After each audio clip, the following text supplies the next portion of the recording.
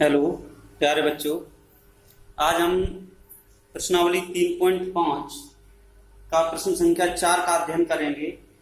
इससे पहले 3 प्रश्न हो चुके हैं, तो इसमें क्या दिया है मैं प्रश्न पढ़ता हूं। किताब अपने पास रखेंगे सभी। निम्न समस्याओं में रैखिक समीकरणों के युग्म बनाइए और उनके हल यदि उनका अस्तित्व हो किसी बीजगणितीय विधि से ज्ञात कीजिए। तो किसी बीजगणितीय विधि से पूछ रहा है ये, लेकिन हम पढ़ तो बज्र गुणनखंड विधि रहे हैं, तो उसी से हल करेंगे। क्या दे रहा है? पहला पार्ट है इसका, एक छात्रावास के मासिक व्यय का एक भाग नियत है तथा शेष इस पर निर्भर करता है कि छात्र ने कितने दिन भोजन दिया।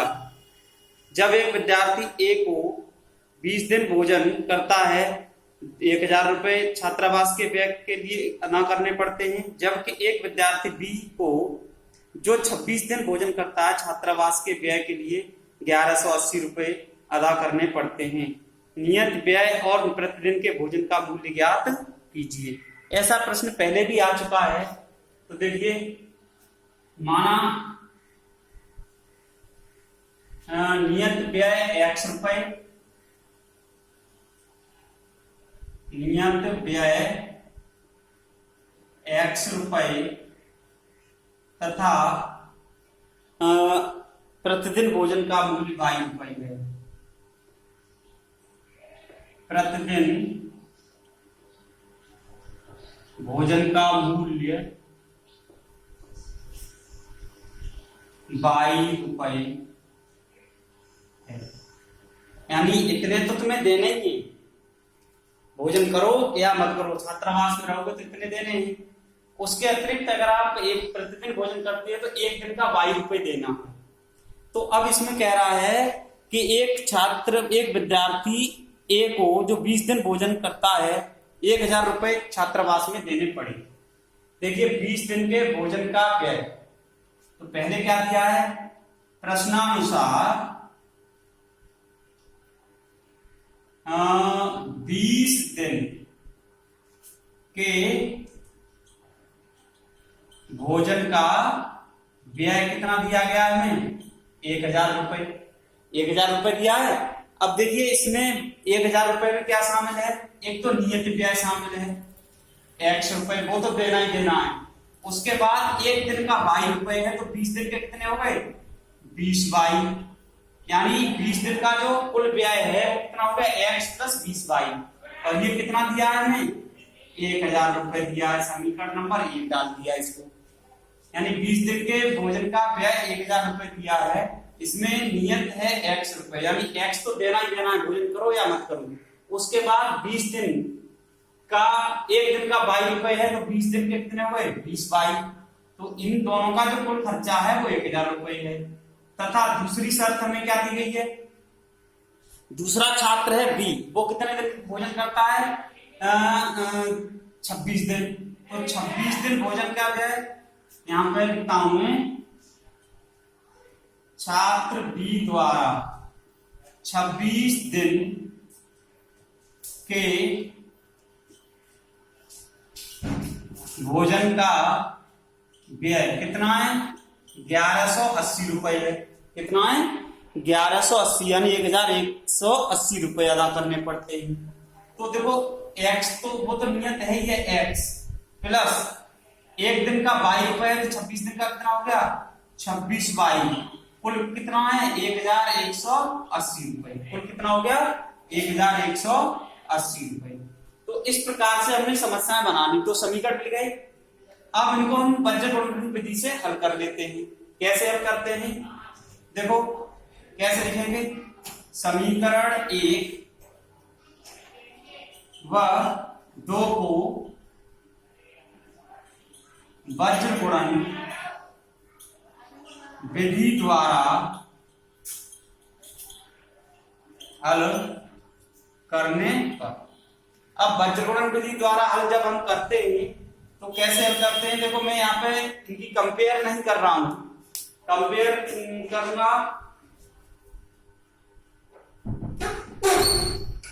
एक दो लाइन और बढ़ जाती है। मैंने पहले बता चुका हूं कैसे हल करते हैं।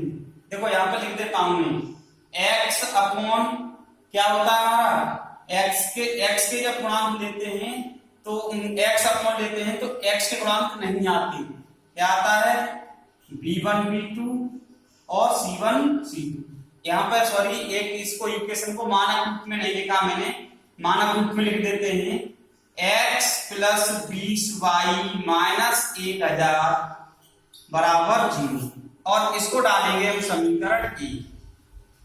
ऐसे ही इसको यहां पर लिख दे रहा हूं, या x प्लस 26y माइनस 1180 बराबर 0, इसे डालेंगे समीकरण 2। ठीक है, बराबर ये माइनस y अपॉन होता है, अब y आता है तो y के गुणांक नहीं आते हैं, किसका आता है x का, a1 a2 c1 c2 और बराबर 1 अपॉन आता है प्लस का a1 a2 b1 b2। पहले इसको लिख लेते हैं, इसको लिखेंगे तो क्या आएगा, देखो x अपॉन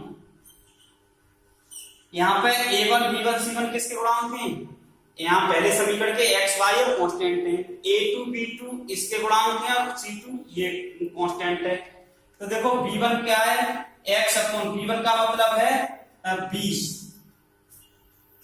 और b2 का मतलब है 26, c1 का मतलब है माइनस के 1000 और c2 का मतलब है माइनस के 1180 बराबर माइनस y अपॉन, अब ये क्या आ जाएगा, a1 का मतलब 1, a2 का मतलब 1, c1 का मतलब 1000, c2 का मतलब माइनस के माइनस के 1180 बराबर 1 अपॉन a1 का मतलब 1, b1 का a2 का मतलब 1, b1 का मतलब यहाँ 20 और यहाँ पर 26, ये आ गया, मैंने इसको लिख दिया इस तरीके से।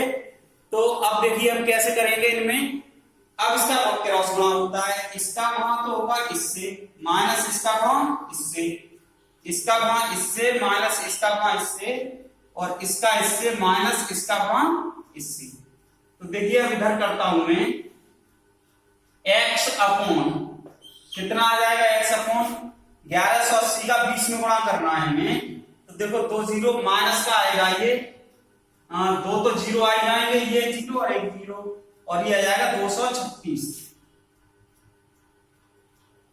इतने, और दूसरा होगा 26 का माइनस 1000 गुणा करना है हमें, तो ये हो जाएगा माइनस के 26000, लेकिन माइनस माइनस हो जाएगा प्लस 26000। ठीक है, बराबर माइनस y अपॉन, अब माइनस y अपॉन करेंगे तो इसका इसमें माइनस इसका इसमें, ये आ जाएगा माइनस के 1180, ये आएगा माइनस का 1180, इधर इसका गुणा हो गया और इसका इससे होगा माइनस माइनस प्लस हो जाएगा 1000। ठीक है, ये y और बराबर 1 अपॉन और आना है 1 अपॉन आ जाएगा 26 माइनस 20, 26 माइनस 20, तो ये आ जाएगा। इसमें थोड़ी सी कहीं प्रॉब्लम है, b1 b2 c1 और c2,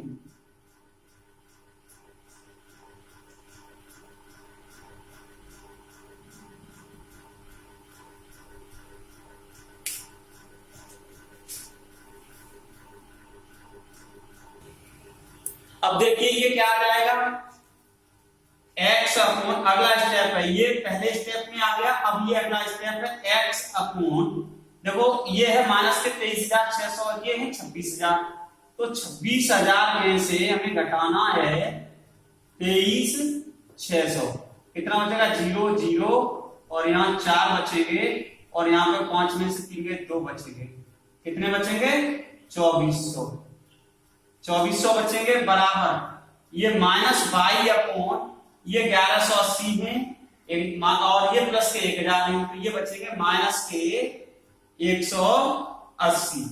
ठीक है, और बराबर 1 अपॉन बचेगा 6।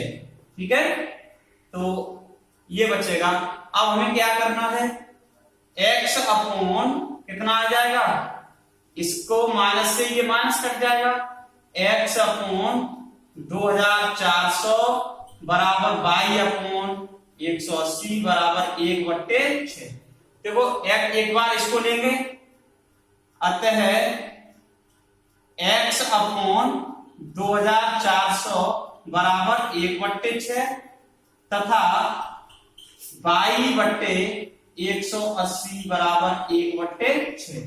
तो इससे ये आ जाएगा x बराबर आ गया, क्रॉस गुणन करेंगे तो 2400/6, यानी x बराबर आ गया हमारा 400। ठीक है, और ये आ जाएगा y बराबर 180/6, y बराबर आ गया 30।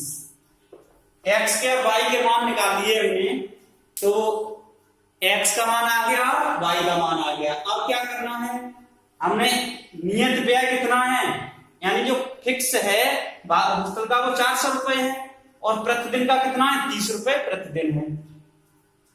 तो इस सवाल में हमें क्या करना था, समझ लें इसको अच्छे से, एक बार और बता देता हूं मैं। मान लिया हमने नियत व्यय x रुपए है एक महीने का और प्रतिदिन का भोजन मूल्य है 22 रुपए।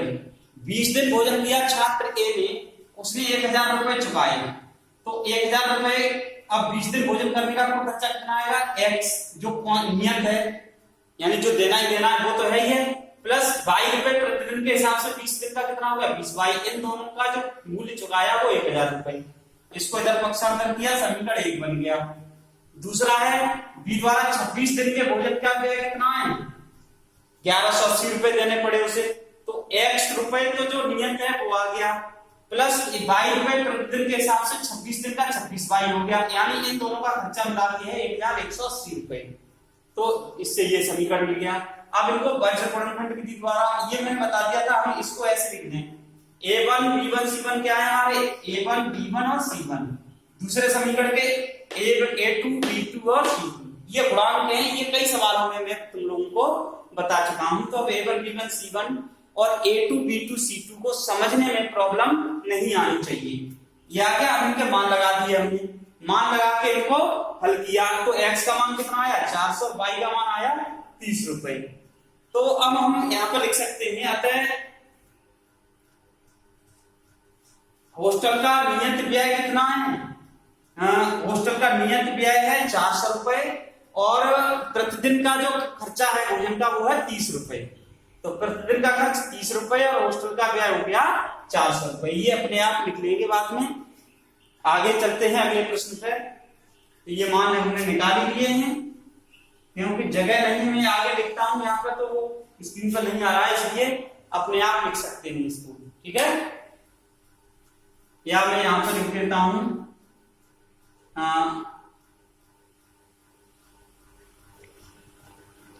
छात्रावास का नियत विषय, छात्रावास का नियत व्यय क्या हो गया, नियत व्यय है हमारा ₹400। ठीक है, और प्रतिदिन का व्यय कितना है, प्रतिदिन का व्यय है ₹30। ठीक है, ये लिख दिया मैंने। अगला प्रश्न की बात करते हैं। इसी का ये चौथे प्रश्न का पहला खंड था। अब दूसरे खंड की बात करते हैं, इसका स्क्रीनशॉट ले लें, समझ लें। अब इसमें दूसरे प्रश्न की बात करेंगे, इसी का चौथे का दूसरा पार्ट है।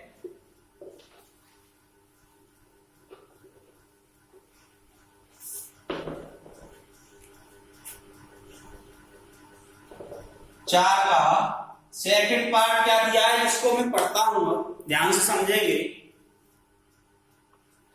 पहला चलिए प्रश्न के चौथे का दूसरा पार्ट। एक भिन्न 1/3 हो जाती है जब उसके अंश से 1 घटाया जाता है, केवल अंश से 1 घटाने पर, और वह 1/4 हो जाती है जब हर में 8 जोड़ दिया जाता है, वह भिन्न ज्ञात कीजिए।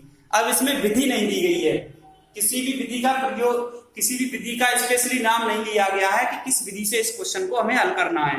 तो आपको जो विधि अच्छी आती है पेपर में वो कर सकते हो, लेकिन अगर किसी विधि का नाम बोल दिया गया है तो फिर हमें उसी विधि से हल करना होगा। तो देखिए मान लिया हमने, माना भिन्न का अंश x तथा हर y है, तो भिन्न क्या हो जाएगी, x बट्टे y, यही तो होगी। अंश बट्टे हर के रूप में लिखते हैं इनको। माना भिन्न का अंश x तथा हर y है, तो भिन्न हो गई हमारी x अपॉन y। अब प्रश्नानुसार पहली शर्त हमें दी गई है, प्रश्नानुसार पहली शर्त में हमें क्या दिया गया है, एक भिन्न 1/3 हो जाती है जब उसके अंश में से 1 घटाया जाता है। जो भिन्न हमने मानी है उसके अंश में से अगर हम 1 घटा दें, अंश क्या है x, इसमें से 1 घटा दें, तब ये जो मानी भिन्न है वो किसके बराबर हो जाती है, 1/3 हो जाती है, ये कह रहा है। अगर अंश में से 1 घटा दें तो ये भिन्न कितनी हो जाती है, 1/3। अब इसका क्रॉस गुणा कर दीजिए, एक समीकरण बनाना है हमें, 3x माइनस 3 का गुणा यहाँ पे होगा, या एक बार ऐसे कर देता हूं, 3 गुणा x माइनस 1 बराबर 1 का y गुणा होगा, y हो गया 3x माइनस 3 बराबर y को उधर ले आओ, 3x माइनस y और माइनस 3 बराबर 0, समीकरण 1 बन गया। उन्हें दूसरी जो शर्त दी गई है वो क्या दी गई है हमें, यदि इसके अंश में और 1/4 हो जाती है जब हर में 8 जोड़ दिया जाता है। इसी भिन्न के अगर हर में 8 जोड़ दें, भिन्न क्या हमारी x अपॉन y, और हर में जोड़ना कितना है हमें 8, अगर इस भिन्न के हर में 8 जोड़ दें तो ये जो भिन्न है वो 1/4 हो जाती है। कितनी हो जाती है, 1/4। अब तो इसके इस भिन्न के हर में हमने 8 जोड़ा तो ये किसके बराबर हो गई, 1/4 की। अब इसका क्रॉस गुणा कर दीजिए, क्या हो जाएगा, इसका 4 का गुणा होगा x में, 4x बराबर y प्लस 8, सबको इधर ले आइए, 4x माइनस y माइनस 8 बराबर 0, ये हो गया। अब हमें इन दोनों को हल करना है, समीकरण 1 और 2 को। देखिए मैं इधर कर रहा हूं,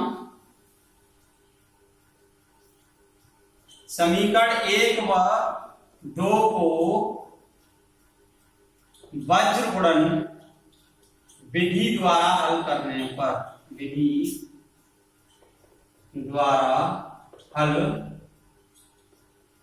करने पर, इसको हम वज्र गुणनखंड विधि से हल कर रहे हैं। तो देखिए कैसे करेंगे, वज्र गुणनखंड विधि से हल करना है इस सवाल को। तो अब मैं इसमें वो नहीं, ये जो बार बार लिखता हूं x upon a1 a2 b1 b2, ये नहीं लिखूंगा। अब मैं डायरेक्ट गुणांक बता दूंगा तुम लोगों को। अब समझ में आ जाना चाहिए क्योंकि बहुत से प्रश्न हम हल कर चुके हैं। तो देखिए हम कैसे करेंगे, हम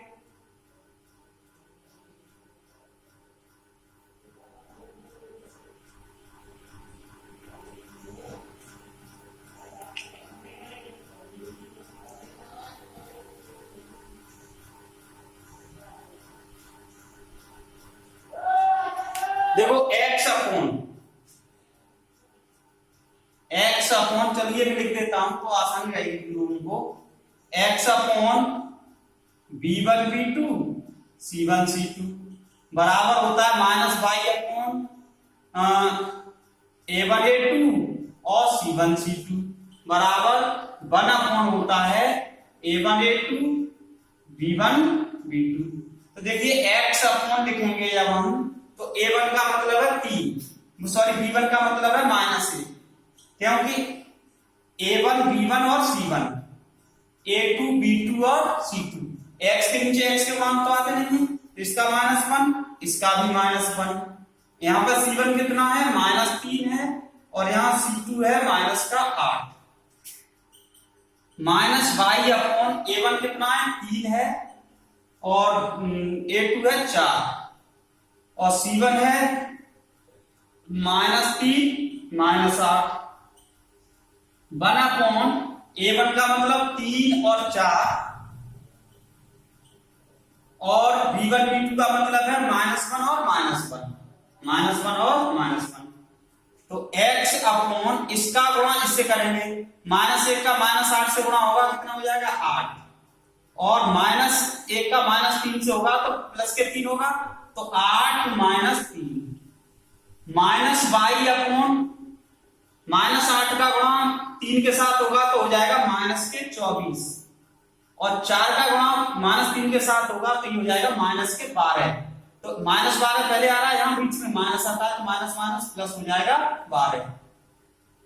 1 अपॉन इसका इसके साथ गुणा करेंगे -3 और इसका इससे करेंगे -4, लेकिन एक माइनस पहले से होता है तो प्लस के 4 आ गया, तो x में से x अपॉन कितना आ गया हमारा, x अपॉन आ गया 5, -y बट्टे आ गया -12, और 1 अपॉन आ गया 1। ठीक है, तो x इससे ये कट जाएगा, x को लिख सकते हैं x अपॉन 5 y बट्टे 12 बराबर 1 अपॉन 1। तो यहां पे मैं एक प्लान और लिखता हूं, x अपॉन 5 इक्वल टू 1 से x बराबर कितना आ गया 5, और y बट्टे 12 बराबर 1 से y बराबर कितना आ गया 12, क्योंकि बराबर में 1 है जो x अपॉन 5 के बराबर में भी है, y बट्टे 12 के बराबर में भी है, दोनों के बराबर है, x और y के मान आ गए, अतः भिन्न क्या हो जाएगी हमारी, अतः भिन्न बराबर होगी x अपॉन y है ना, तो x का मान कितना निकाला हमने 5 और y का मान 12।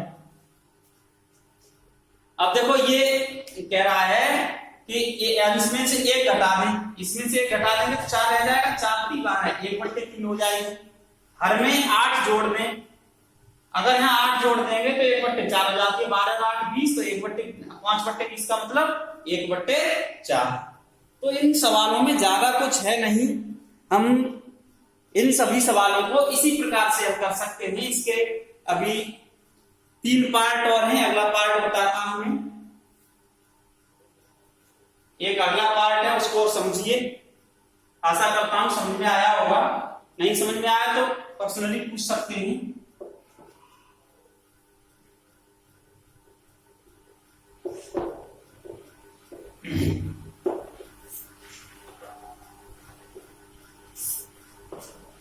प्रश्न नंबर 4 का तीसरा पार्ट है,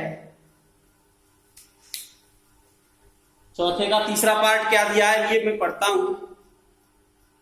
यश ने एक टेस्ट में 40 अंक अर्जित किए, जब उसे प्रत्येक सही उत्तर पर 3 अंक मिलते हैं तथा अशुद्ध उत्तर पर 1 अंक की कटौती होती है।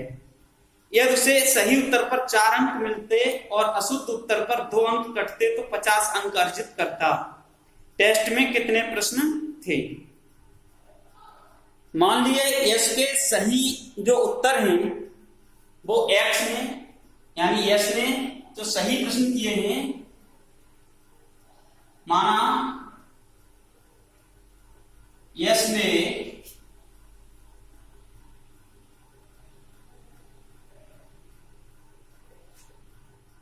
या यश द्वारा हल किए गए प्रश्नों में, यश द्वारा हल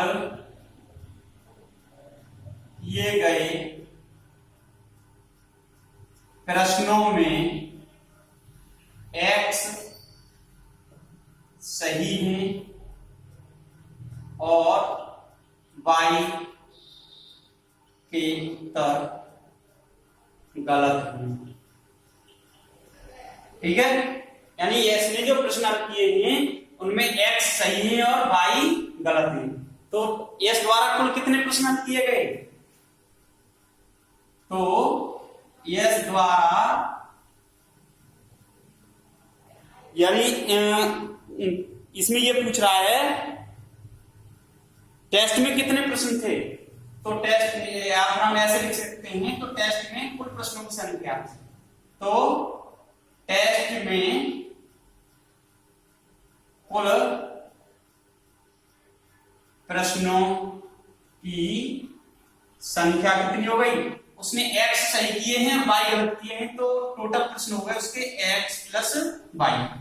ये मानते हुए कि उसने टेस्ट में जितने प्रश्न थे वो सभी हल कर दिए हैं, ये इसमें दिया नहीं है लेकिन ये मान लेंगे। अब प्रश्नानुसार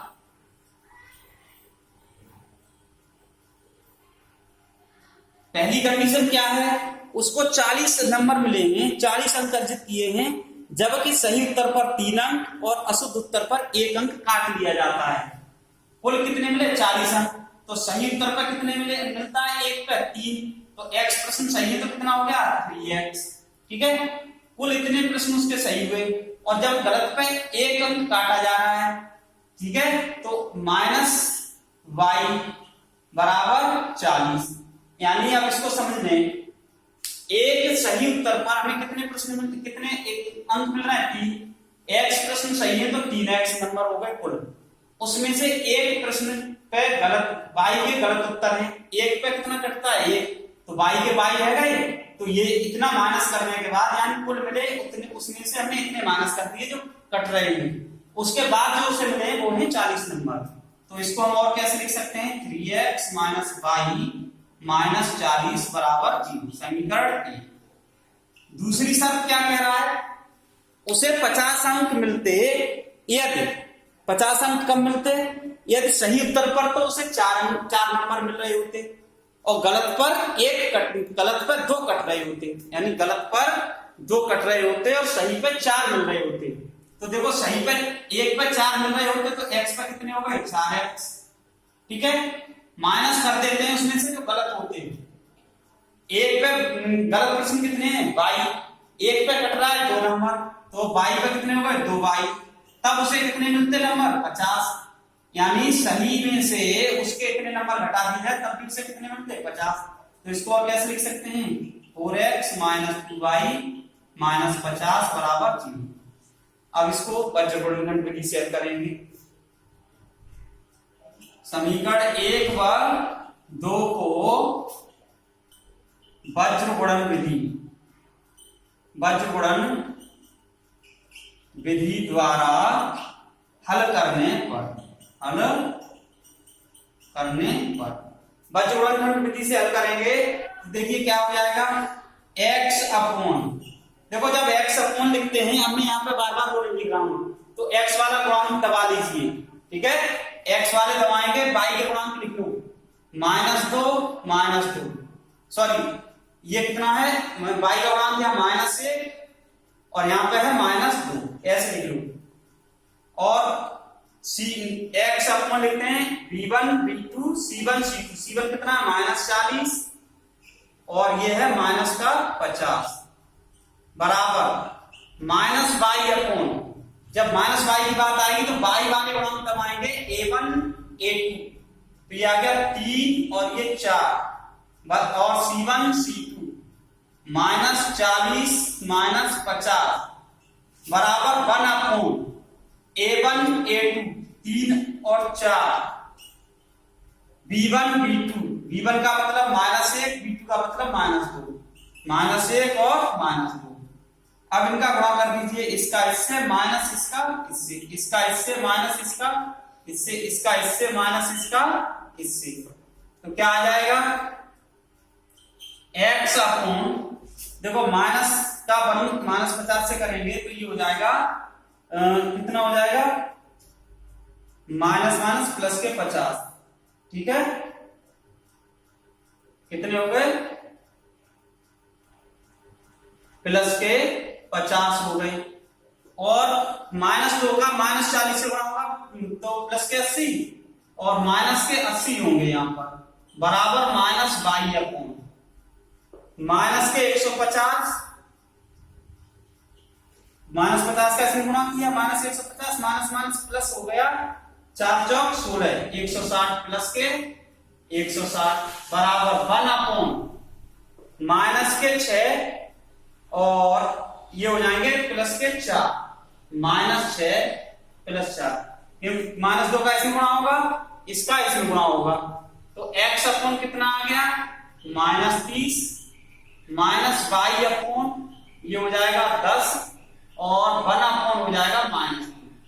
तो देखिए x अपॉन -30 बराबर 1/-2 से कितना हो जाएगा, x बराबर आ गया -30/-2, x बराबर आ गया 15, कितना आ गया 15, कॉमा -y/10 बराबर 1/-2 से, ये आ जाएगा y बराबर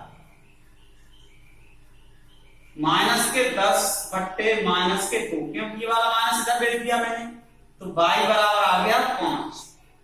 कितना आ गया? 5। अतः उसके गलत प्रश्न कितने थे? 5, और सही प्रश्न कितने थे?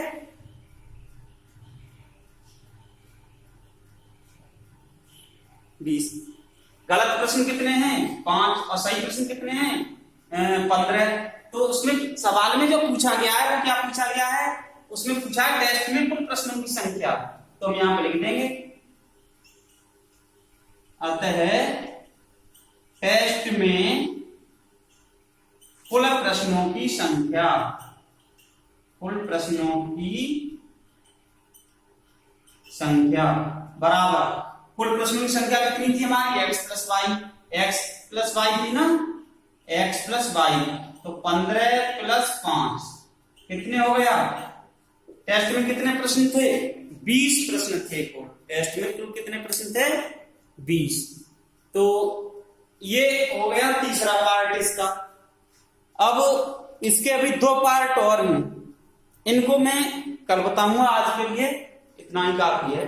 धन्यवाद।